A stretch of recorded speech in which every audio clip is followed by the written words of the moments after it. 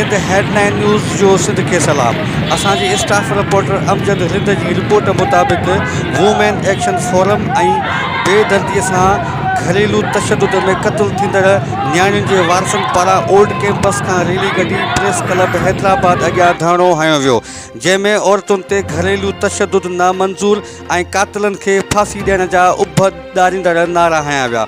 इन मौक़े ते सिंध सुजागी फोरम के मरकज़ी जनरल सेक्रेटरी मोहब आज़ाद और जॉइंट सेक्रेटरी सारंग जोयो ऐं गॾु सनावला बुलदी पंहिंजे ख़्यालनि जो इज़हार कंदे चयो त जी अॼु असां हिते गॾु थियूं प्रेस क्लब हैदराबाद ते त असां क़ुरतुल बलोच के केस में कुछ रिजर्वेशन्स आहिनि, कुछ इदारा पंहिंजो कमु सही तरीक़े सां नथा कनि, जंहिंजो हिते असां ताज़ियती मेड़ाको कयो आहे ऐं सिंध जो बाशऊर अवाम असां सां गॾु आहे।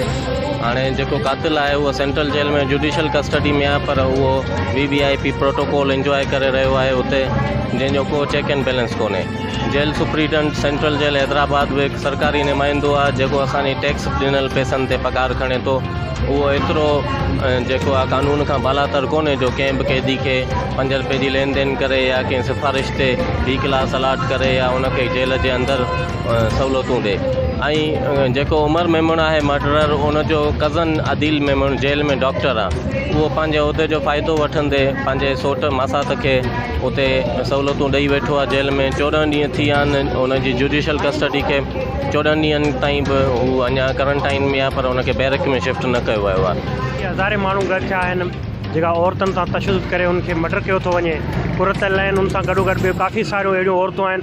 हाणे त इहो लॻे थो त औरत हुजण बि हिन समाज में वॾो ॾोह आहे, बल्कि हाणे त औरत दफ़न थियण खां पोइ बि महफ़ूज़ नथी रहे। हिन समाज में आख़िर ही कहर ऐं ज़ुल्म केसी ताईं रहंदो जॾहिं त नई कानून साज़ी थियणु खपे ऐं उन ते इम्प्लीमेंशन थियणु खपे ऐं सख़्त खां सख़्तु सज़ा मिलणु खपे।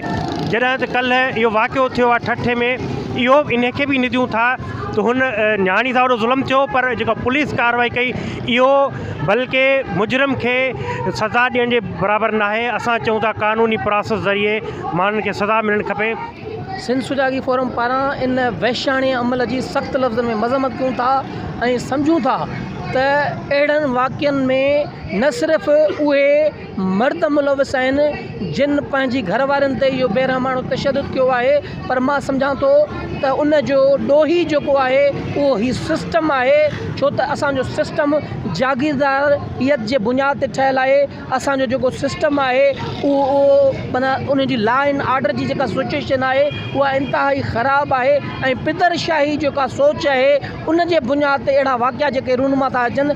सभ खां पहिरियों त इहो त सिस्टम जी नाअहली ऐं हुक्मराननि ऐं रियासत जी नाअहली जे करे इहे वाक़िया अचनि था, छो त जेकॾहिं सिस्टम सही हुजे, जेकॾहिं हिते जी एजुकेशन सही हुजे, असांजो माण्हू औरत खे एज़ अ ह्यूमन तसवर करे, त मां सम्झां थो अहिड़ा वाक़िया जेके आहिनि उहे रूनमा न थींदा।